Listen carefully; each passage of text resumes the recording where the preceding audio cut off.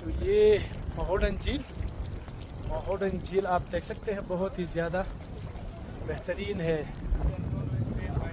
मतलब इस वक्त आपको सर्दी लगेगी, जब सूरज गुरूब हो जाए तो फिर मौसम बिल्कुल डिफरेंट तब्दील हो जाता है। तो मेरा ख्याल है कि अगर आप इन दिनों में आते हैं तो आप गर्मी भूल जाएंगे और यहाँ के नज़ारों और सुहाने मौसम में खो जाएंगे।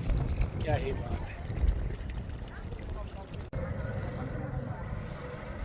किश्तीरानी हो रही है, आप देख सकते हैं।